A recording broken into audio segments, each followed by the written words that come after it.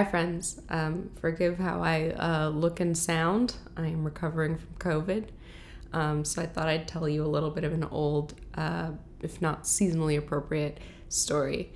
It's a story about bats. Real ones know that bats are a favorite thing to doodle of mine. It's enough of a thing that I sell bat art for charity during the Project for Awesome each year, and that a friend of mine once needle-pointed one of my bat doodles for me. And also that when a Bat Facts Twitter account got in a fight with the Pope about the moral standing of bats, a lot of people sent it to me. And they were right, it is what I want to see. But why did I start drawing them? Well, in high school, as many of you know, I spent hours in the darkroom of my high school art class making prints, painting, doing any art project I could get my hands on. I wasn't that talented of an artist, but nothing felt freer than being down there alone, quite literally throwing paint at the walls. Linda Berry writes in her book, Picture This, that as children, we all draw. It comes naturally to us. We use it as an outlet for expression, whether we're good at it or not. Most of us learn to draw before we learn to write, but then, little by little, we start to lose it.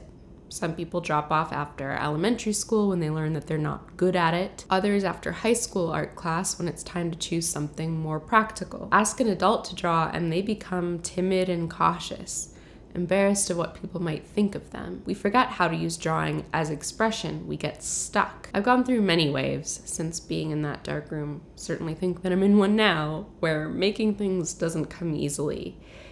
Everything feels obvious and effortful and forced. So what Linda Berry does with her students who are learning to draw comics, and especially people who are learning to write, is she makes them doodle again. Simple things like stick figures and spirals, something to keep your pen moving and get your brain unstuck. I don't know why I chose bats. Maybe because the Give Bats a Break Twitter account says that, like my community organizing heroes, bats do their good works in the dark and do not grow weary in doing good. But probably it's just because I like that one vine.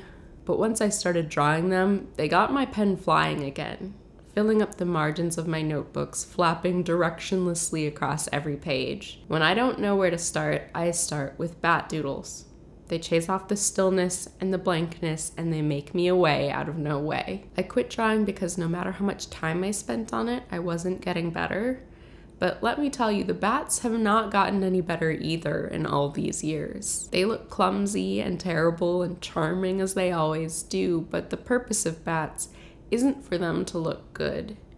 It's to keep me company in the dark. In comments, tell me what you like to doodle. 2 endnotes of housekeeping. First, this story was adapted from a zine that I made for my Patreon supporters in February of 2020. You can get a digital download or printable copy of that zine at patreon.com/ItsRadishTime. And 2, in addition to being ill for the past week, I'm also supposed to be moving at the end of the month. The timing just could not be worse. So the next time you will see me will be for our first live stream discussion of the Hope Punk Book Club. It's going to happen here on youtube.com/ItsRadishTime on November 4th at 5 p.m. Eastern Time Zone. We're going to be talking about Rebecca Solnit's A Paradise Built in Hell. So if you haven't yet, I encourage you to pick up a copy from your local library and join me and Nicole Sweeney here on November 4th. I'm going to go lay down. I hope you are having a happy spooky season wherever you are, and I will see you soon. Bye!